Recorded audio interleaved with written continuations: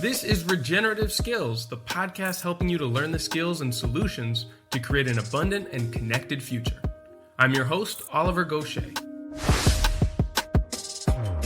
Are you left wanting more at the end of each episode of this show? Are these short sessions getting you fired up to try new skills for yourself and share the journey with others who are working through the same challenges? Well, the good news is that this podcast is only the beginning. The real action and learning is happening on the Regenerative Skills Discord channel, where you can connect with the whole community to dive deeper into the topics on the show, explore solutions, and share your journey and blooper reel with an active group that can't wait to hear from you. You can get your questions answered and share knowledge and wisdom of your own on a safe platform that, unlike the social media giants, won't steal your personal data to advertise to you in creepy ways. Ditch Facebook and join us where the real skill builders are. Just find the link to the Discord chat on the homepage at regenerativeskills.com. Hey there everybody and welcome back. So today I want to continue with a deeper dive into the topic of water, literally, by going to the furthest point downstream where terrestrial water enters the ocean. Marine ecosystems are much less understood by the general public for a variety of reasons, but our actions on land have a direct effect on the health of our oceans too. Luckily, there are incredible teams of people looking to address these issues with promising new solutions, and over the next couple of episodes, I'll be highlighting a few of them. So to get started, I spoke with Joost Wouters, an entrepreneur, speaker, author, and the CEO of this Seaweed Company.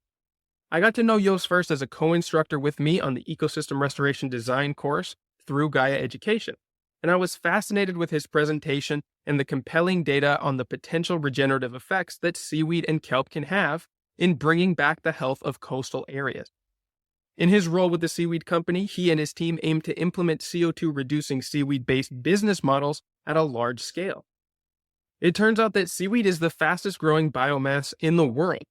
Seaweed farming itself, if done responsibly, has the power to address many of the ecological challenges that we face today, without the use of land, fertilizer, or even fresh water. It reduces ocean acidification, promotes marine biodiversity, and even absorbs vast quantities of CO2 from the atmosphere. Now, seaweed can also create highly valuable end products. It's a nutritious source of food for both people and animals, and can be used as an environmentally friendly alternative to petroleum-based fertilizers and plastics. Now, at the moment, it's a unique, untapped resource, and the goal for the Seaweed Company is to unlock the potential of this wondrous resource to benefit both people and the planet. Now, in this episode, Joost starts by explaining some of the urgent issues facing marine environments and how seaweed farming can help to address them. We go over the advantages that growing seaweed has over terrestrial agriculture, the high-value products that can be made from different types of seaweed, the many pilot projects around the world that his company has helped to start, and much more. Towards the end, we also examine the roadblocks that are holding back this solution from being more widely adopted, and how those of you listening can learn more and even get involved. Now, I've personally been learning a lot about marine ecosystems through these interviews, and truly hope that a greater awareness will begin to be built around just how essential the health of our oceans is to the health of all life, even to ecosystems that are far inland and away from any saltwater. I'm really excited for this and the next few episodes for exactly this reason, so I'll hand things over now to Joost. Hey, Joost, thanks so much for taking the time to be with me today. How are you doing? I'm doing very well. Thank you, Oliver. Well, look, I'm excited to get into talking about the world of ocean farming, seeing as we're just on the beginning frontier of this area. But let's start by going into what sort of problems that our oceans currently have that farming seaweed can help to resolve. Well, the oceans are quite under some stress, I would say, for different reasons. So, of course, we have lots of activities in the ocean, like oil and all kind of stuff that is polluting the ocean. That puts the ocean and the marine life under stress. And apart from that, you have human activities on land. So all the agricultural activities where you have all the nutrients from fertilizer that go into the sea and make sure that the sea gets almost over. And then, of course, you have the whole CO2 issue where the sea is absorbing quite a lot of that. And that leads to acidification of the ocean. So from different sides, the ocean is under stress. And I've just mentioned not even all of them. Seaweed is able to not, I mean, seaweed could be one of the, let's say, solutions or one of the contributors to at least take off that stress, that to ease it a bit. One of the biggest benefits of seaweed is it's the fastest growing biomass on this planet. So it is absorbing a lot of CO2, therefore helping the oceans to tackle this acidification. Seaweed eats the nutrients, the excess of nutrients that is there in the sea. So seaweed could play quite a role in relieving that stress a little bit. And given that a lot of these contaminants and the stress on the oceans, as you put it, is coming from operations and contaminants based on land, is it just a matter of these working as a biofilter, or are they performing other ecosystem services as they grow as well? Well, that is basically what you see. It is so apart from what I just said, the absorption of nutrients and CO2, what you see happening around seaweed farms is that it forms kind of habitat for marine life, which is of course makes sense. It's you're growing plants or underwater, and you get a lot of marine life reappearing there. So that is quite a positive side effect, or whatever effect it is on that you get on top of it. So, but I would not say that growing seaweed acts as a filter to counterbalance the damage that we're doing on land. It just happens to work like that. And I think we should do both. We should not grow seaweed to counterbalance all the negative effects. I mean, we should stop with that. And we should embrace all the positive things that seaweed has to bring. So it seems to me that there's a lot of potential here economically as well from some of the research and the talks that I've seen you give in the past. Can you tell me about some of the valuable seaweed products that have a potential market in a regular economy? Yeah, well, that makes the seaweed solution actually quite an interesting one. So on one hand, knowing that you have the fastest growing biomass, that has a lot of positive side effects on the environment. On the other hand, seaweed has many, many valuable applications. So if you look at the seaweed at the plant, then it starts with let's say the macro elements in it. So you have fibers, proteins, and carbs. Well, probably everyone knows what to do with that. So they could replace other proteins. It could be an alternative for fibers. And the carbs are quite interesting because they are insoluble. So when you eat them, you feel filled, but the carbs will not act the same as for instance, the carbs in pasta or in bread. But then if you take a microscope, you go even deeper, you go to the bioactive ingredients, then it becomes really interesting. So what you see is that seaweed has many active ingredients that if you extract them, that lead to a couple of things. So one of them is that you could say that seaweed helps to improve the immune system, but not only for humans, but also for animals and even also for the soil, for agriculture. So increasing the immune system of the soil. And that makes seaweed extremely interesting. And the mode of action is different in all the situations, but we see very nice and impressive results there. Now, if you have a lot of seaweed and you have it available in high quantities and lower price, then you get into applications as plastics. It could serve as a biomass for plastics and also for energy. Having said that, I think that seaweed is so valuable for human and animal and soil applications that before we use it for biomass for energy, that will take some time, but it is a possibility. So that is just a couple of possible things that you can do with seaweed. And of course, most of them have a value, or basically all of them have a value. The value differs, of course. Energy is less value than, for instance, human food or even pharmaceutical or human well-being products. But that makes it an interesting portfolio of applications. And so then what's holding this back as an industry at the moment? Because I know seaweed products are much more common in, say, Asian and South Asian diets, but here in Europe and in the United States, where I mostly grew up, it's not nearly as common. Is it just a matter of cultural differences, or is there something else holding the industry back at the moment? Well, I think cultural difference is one. So we have let's say, lost the connection with what happens in the sea. What you see in Europe and the US, the coastal communities still know about seaweed and they still use it for different purposes, but the industry has disappeared in a way. And we are kind of exploring what's happening. It's not new, but it's just not known. We don't look underwater. We never consider that to be a place for a raw material like seaweed, a valuable raw material.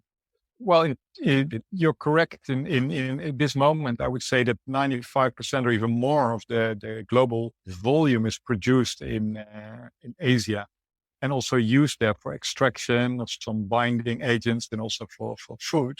But it's safe to say that outside of Asia, there is just no seaweed, definitely not enough seaweed. So the world can benefit from all its positive applications. Well, so let's talk about now a different approach to treating this as an agricultural product, because like you said, though this is not new as a product, it is new the way you're going about cultivating it. Can you tell me how you actually grow seaweed in the ocean? Yeah. So what you'll see, what the seaweed that was was produced or harvested would be the correct word so far in Europe and the US. That was all taking place in like wild harvesting. So people are just collecting it from the shores.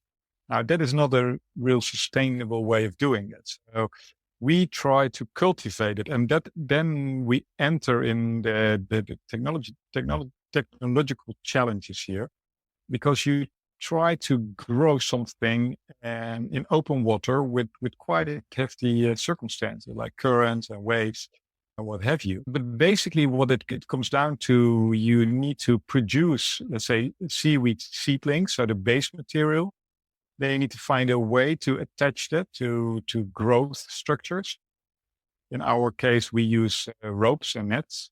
Then you need to build an infrastructure in the sea that you can connect these ropes and nets to, and that withstands the forces of nature. Then you get to the point where it is ready for harvesting. Then you need to find a way to harvest it, and very important, a way of processing it in a very short time frame. So seaweed, if you take it out of the water, after about 1 hour, it is already disintegrating. So there are quite some challenges, that lead to the current situation that we are still in a very immature industry, I would say. Well, so at the moment we've been talking about seaweed as if it's just one thing, but I know you've identified a number of different seaweed species in a presentation that I've seen of yours recently, and the different potential marketable products that can be brought from each, as well as the different climates that they require to grow in. Can you go over some of the ones that you've explored most for their potential in farming? Yeah, that's a good question, because indeed we are talking about seaweed as if it was just one thing, but it would be the same as if we talk about trees or herbs. If we are trying to make a meal, no one is putting herbs in his or her meal. You eat garlic or other herbs with a specific names. So basically, if you look at seaweed, there are 3 different categories. You have green, brown, and red seaweeds. Those are the main categories. The brown seaweeds, sometimes also called kelp, you find them mainly in the colder water. So mainly Northern Europe, the US, Canada, along the coast of Chile. There you find the kelp, the brown seaweeds. Yes. And these seaweeds require also a completely different way of cultivating than, for instance, the green seaweeds, because the green seaweeds, one well-known species called sea lettuce, or that is, for instance, a free-floating seaweed. So it's not connecting to anything. So you cannot put it on a line or a net. So that requires a completely different way of cultivating, for instance, in ponds or in closed areas. And then finally, you have the red seaweeds, and generally speaking, those are growing in warmer climates like Asia, Indonesia, India, and they have yet another way of growing. It's like you can take pieces of the seaweed, and then the plant grows out of that, and you can harvest part of the plant and then reuse the bit that is left. So that is roughly the three species, and then you have different names and different species within these groups. So within those categories that you mentioned, what have been the ones that you have so far found success in cultivating? Yeah, that's a good thing to realize. I mean, there are we know of about 17,000 different species of seaweed all around the world. And I think that is still missing many, many, many other species that we just don't know of, or we can't identify as a separate species. Now, of those species, I think there is a maximum of 10 to 15 species that are commercially used and have therefore also a known way of, let's say, cultivating them. And that's not a lot. We focus mainly in Ireland on a species that's called Alaria. It's a very tasty brown seaweed. In the North Sea, in the Netherlands, we grow saccharina or sugarweed. Then in our plant in Morocco, we grow a green seaweed, a sea lettuce. And then in our farms in India, we focus mainly on gracilaria, and that is a red seaweed. All of these we use in our applications. So one is not better than the other or more useful. So we make use of all of them in our plants. And so I've worked in both commercial fishing and commercial shipping.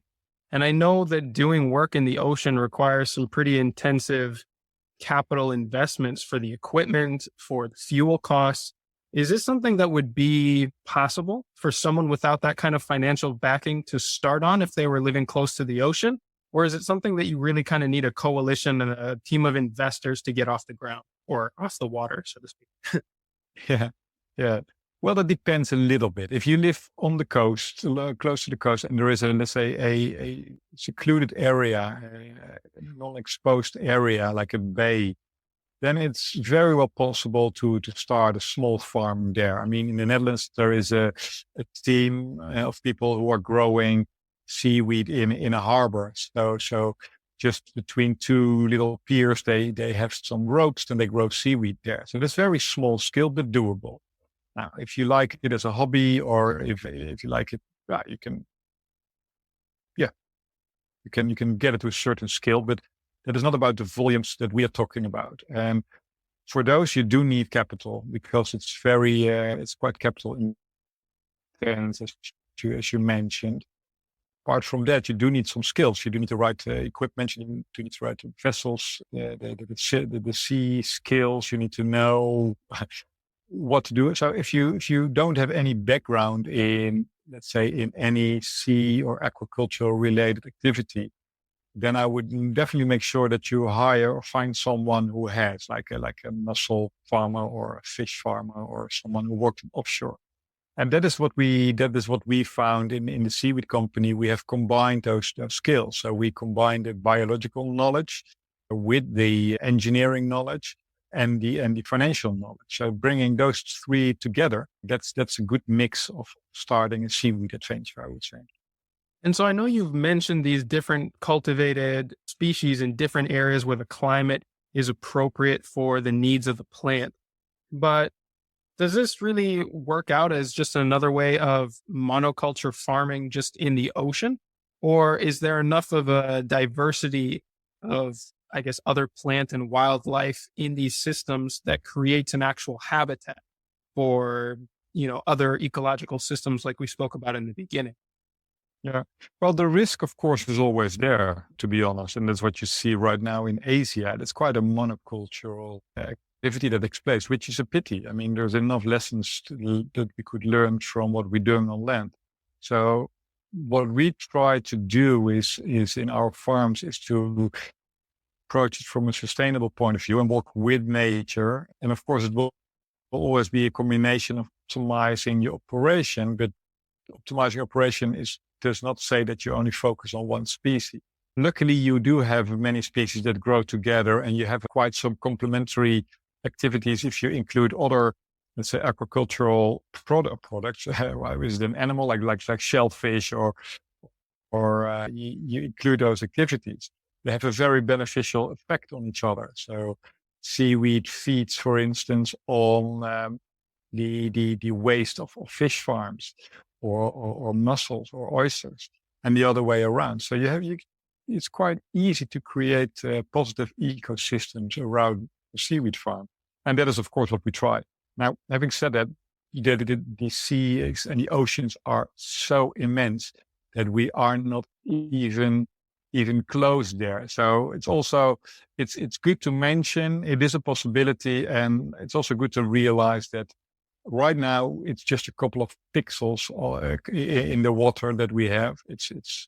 And the sea is, let's say, quite large so far. It can absorb a lot. Before we have just regenerated all the forests, all the kelp, all the seaweed that has just disappeared because of pollution. I think if we only get to that point, then and then we just bring back nature as it was, then that will take many years to get there. Well, so I love that you've talked about this as a large scale potential application. Can you share with us sort of the vision that you have for the benefits that this could bring to our culture, to our diets, and other ways if it's really implemented at the scale you're talking about? Well, I think that what you'll see then is that the seaweed extracts, as I discussed in the beginning, will be used in many food and feed ingredients. We will see community, human and animal, with an improved immune system. That means less vulnerable to infections or even viruses, as we see right now. Less use of antibiotics. We are doing tests with hospitals right now and with medical universities where we test the effect on diseases like Alzheimer's and diabetes. And we do see that seaweed has many, let's say it correctly, that several species have the ability to have a big effects on in situations. And because that's the thing, it's not seaweed in general, and that might be the trap. Having said that, we're not talking about huge volumes that people or animals need to consume. I mean, for a human being, it would be extremely healthy if you would eat 5 grams of dried seaweed per day and put that in whatever meal you're preparing. That is more than enough. For animals, the same. For our cows, we are looking at about 70 grams per day that we blend as a supplement in the total feed that they eat in a day. That is tens of kilograms. So it's not about eating a lot of it. It's just give your body the benefits that it brings. So the seaweed can improve your gut health and your immune system. So that's where we'll see it back. Then, of course, if the scale increases or if we have seaweeds that cannot be used for human or animal feed, and we start using it for, let's say, for plastics, as biomass or for energy, then it will replace fossil fuel-based products right now. It will be alternative for that. Or if we use it as a growth stimulant, it can replace fossil fuel-based fertilizer, pesticide. Well, I think as a humanity, we will, or as being on this planet, you will notice that if we achieve the scale that we envision. And if I say we, I'm not talking, of course, about only the Seaweed Company, but I hope that this inspires many people to start seaweed adventures because we do need a lot of seaweed. Well, so one of the things that I think could be an unintended positive consequence from this is if people start having a closer relationship to seaweed products and other things that come out of the ocean that aren't simply extracted, like fishing and seafood industries kind of have us relating to it, perhaps they'll think more about their impact on non-terrestrial landscapes as well and create sort of a connection between our actions here on land and the impacts that they have in the ocean. And I'm wondering, how did you first get interested in getting involved with an endeavor like this? Did you have an early connection to ocean environments, or did this come from a different interest? No, actually, very nice question. But then, no, to be honest, I was not connected in any way or had any relationship with the sea before I started. No, after some of my career adventures, I felt like I would like to have tangible impact. I would like to work with something in some area that has a tangible impact. So I'm not talking about it or not thinking about it or having the intention to change things, but to really do it. And I just basically what I did is I invited myself. I went to my LinkedIn list and I invited myself to several people that were working in the sustainable industry, like solar panels or batteries or wind power or wave current power. And I thought, okay, that's all nice. And that is very important. And that's almost already in a commodity phase. And then I ran into someone who mentioned seaweed and what you could do with it. And I don't know what happened, but it was immediately, I fell in love with it. And I thought like, this is extremely interesting. This is something I would like to find out. And the more you dive into it and the more I was learning and the more people I was meeting, the clearer it became. Like this will be my future. And the rest is history, not hope. Sure. Well, so I've only really started to hear about the potential of ocean farming in this sense in the last handful of years. And I'm wondering, like, are the different people who are pioneering this sector of not just, removing fish and wildlife from the sea, but actually cultivating things in a beyond sustainable way, are you all in close contact? Do you share resources? Are there places where you can go to get the latest information, or are people still mostly operating independently? Yeah, it's the latter, unfortunately, but I think that is a natural approach when whatever, if it's on land or in the sea, or when people try to change systems, they quickly find out that you cannot change a system. The only thing what you can do is you can build a new system next to it and demonstrate to people that works as well, or that works better. Now, what that results into is that you are quite a pioneer and a loner at some point, because the rest of the world does not understand you yet, or the legislation is not there yet, or the banks don't know what to do with you because you don't fit in any box. So you probably in the beginning are very busy with surviving and trying to get your ideas on board, and that leaves not a lot of time to find each other. I think that will take place, and of course that is taking place as well in the different countries. There is a seaweed initiative now in Europe and Netherlands, and you do see people around certain themes connecting, and that will only grow. But yeah, I think this makes it also interesting. It is, for me, the pioneering phase is just fantastic. It's now finding the partners in any industry that we need, that just have the vision that we need to change. So now it's meeting the banks that are open to that. Well, let's say it's 1 out of 10. And then it's looking at the offshore companies. Well, it's 1 out of 5 that is open to a new future. And that's great, because now those companies and those organizations meet and they form coalitions. Yeah, I have to say that it becomes stronger and stronger. So you're right. The last 5 years, I would say, these initiatives are popping up, and people are just reacting positive to that. That's a positive effect, I would say. That's really exciting. And just to kind of wrap up this picture here, can you tell me a little bit about the steps that were involved for you to get your initial project off the ground? Because obviously it's expanded quite a bit. I can't imagine that you started in all these countries at the same time. But to give a bit of a roadmap for someone who might be interested in, launching their own enterprise along this route, can you give me an idea of the steps that it took to get where you're at now?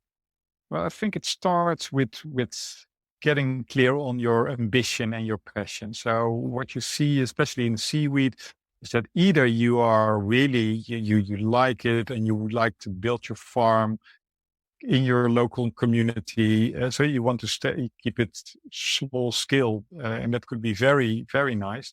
And then you can do it with little resources.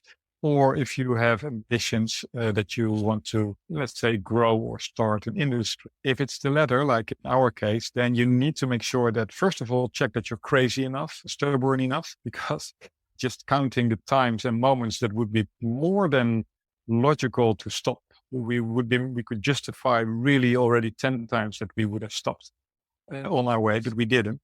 So you must be quite determined to continue. And then it's really about finding the right people and the right attitudes. It's not so much about the technology and the finance and the biology, all that knowledge is already there. It is about finding the right people with the right attitudes that can bring that together and act in the same way.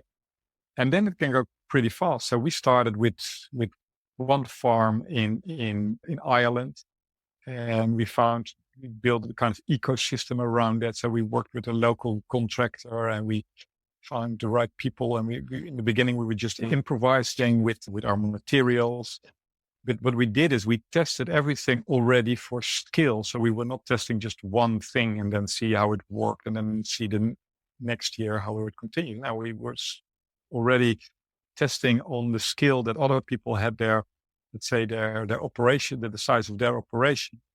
And therefore we could make huge steps. So after one farm in Ireland, the second popped up and the third, and we have a big hatchery where we grow our base material. And then an opportunity in Morocco started and we met someone. So it's always finding every new operation starts with one or two persons that we meet and that form the right fit and have the right attitude and share the same ambition.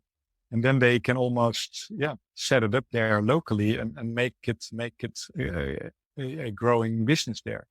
So what we need to let go of is that we control everything. So it's really like our company is also growing organically in a way. Morocco is growing in a certain speed, in India and Ireland, and I don't know what other operations will pop up. And you need to be able to, be okay with that, I think. And then it can go pretty fast. So in 2 years' time now, 2.5 years, we have grown now to about 16 people and 5 or 6 farms we're working on. We're attracting quite some attention from governments, from communities. Then you end up in a kind of positive spiral.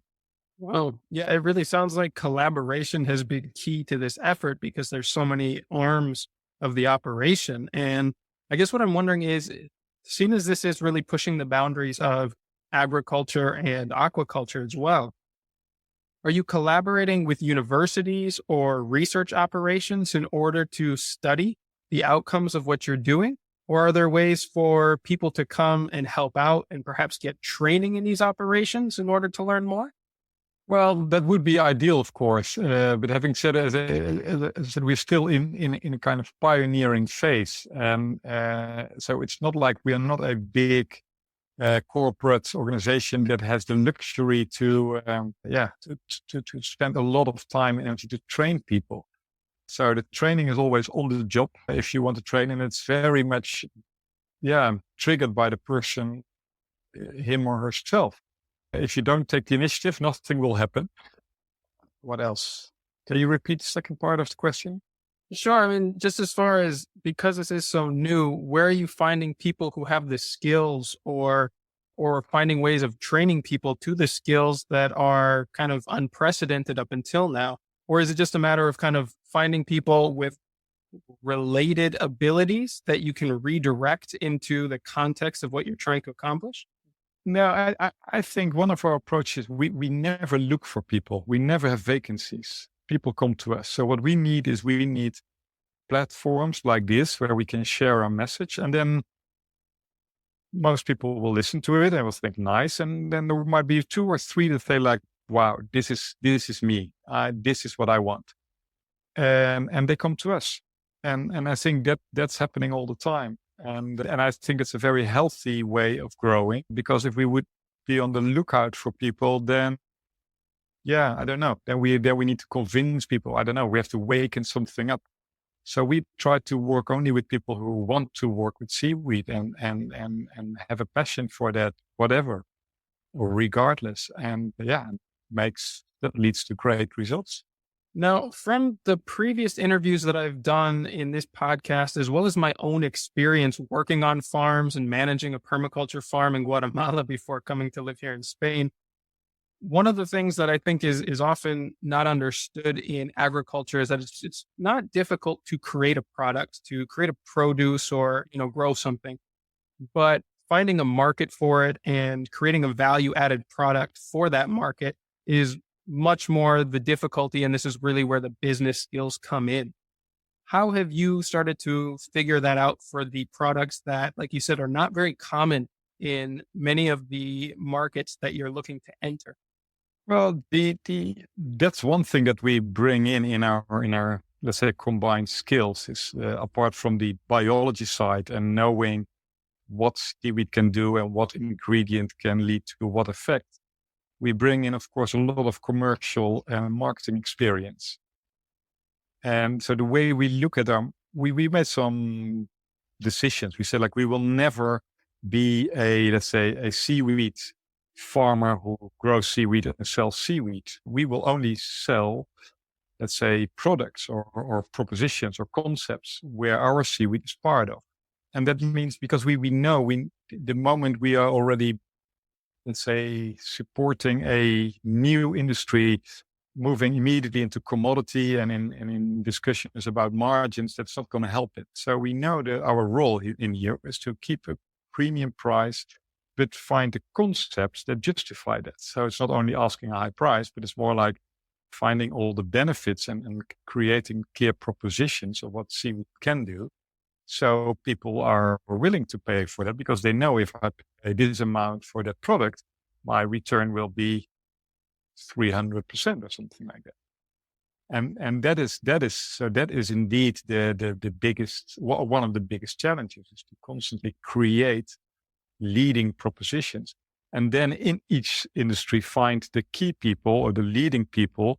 And those are not necessarily the biggest one or the market leaders, definitely not, because they are so driven and focused on price and on commodity. No, it's more the in-between companies that have a vision they want to change. And those are the great partners.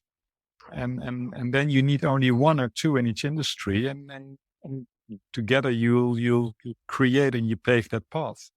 So that's basically our approach so far. And of course, we attract a lot of demand right now. And that makes it also interesting for smaller farmers to just link up with us. So we buy as well seaweed, as long as it's grown, certified in a sustainable way. We buy that from smaller farmers, and we can use it in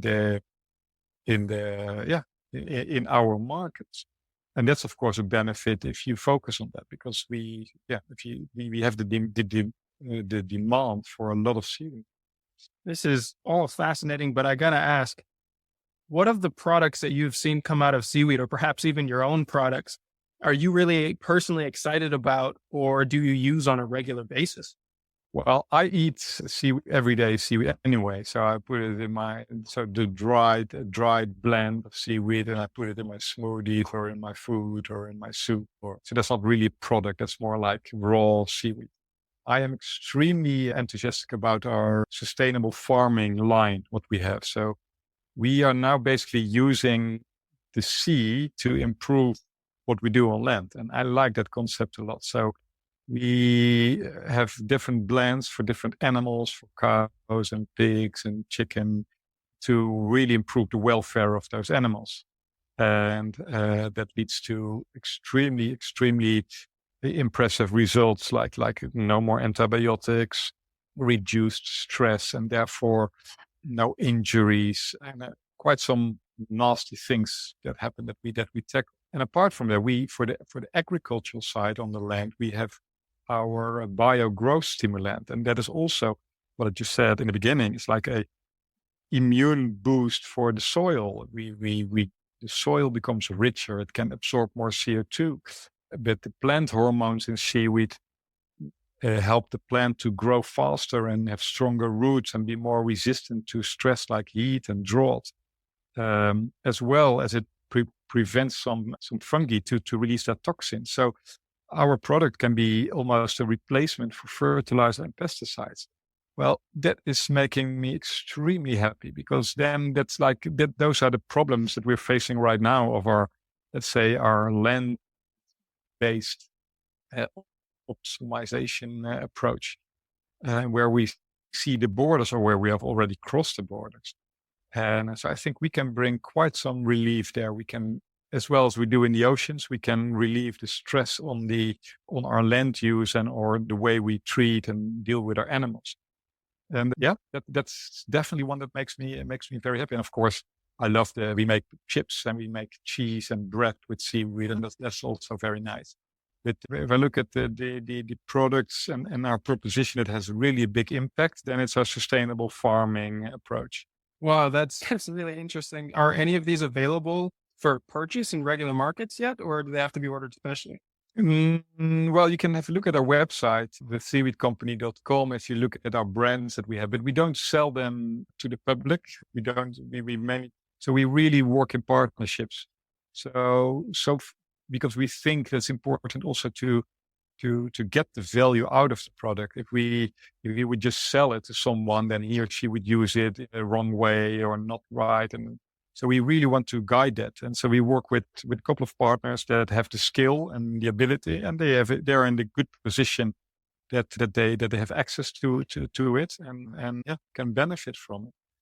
But of course, our aim is that we make it available sooner than later for bigger use. That's our plan. Very exciting. And do you think you're on track to be able to reach a significant portion of the market soon, or is it going to be a few years or a couple of different milestones in your production to be able to get up to the scale that you're trying to get to? Well, we don't have a goal there on our scale. We just know that speed and skill in general is something we are after. We don't have the luxury if you look at the state of the planet, we don't have the luxury to wait or to be slow or to test everything to death or to have all the regulations crossed and so we need the speed and we need the skill to have the impact. So, I mean, if we would put ourselves a goal, then who could tell us it was the right goal? Maybe we were just under aiming, or I don't know. So we don't look at it from that perspective. I would call that old way thinking. That is talking in competition or piece of the market. We are creating a new industry, and it's not so difficult. If I talk to a farmer who is spraying every 5 days pesticides over his fields to protect his potatoes from certain fungi, and he uses gas masks to protect himself, and I ask him, "Are you putting that over your field?" "Yeah." "And are we eating that?" "Yeah." That is assumed, or I suppose there would be an alternative that would be safe. Would you use it? "Oh yeah," immediately. And that is the way that's what I hope that happens, that people start thinking. Right now we use certain fertilizers and then if you put it over your land, then the horses cannot graze there for 2 weeks. Why not? Yeah, because it's dangerous. Why do you put something over your land that is dangerous? I mean, I don't get that. So I think that we offer very nice alternatives that people see the benefits from very quickly as soon as they see that the results are at least the same, and especially if the results are even better than their alternative they're using. Well, before I go, can you tell us how people can get in touch with you, learn more about your operation, and find out more about your products?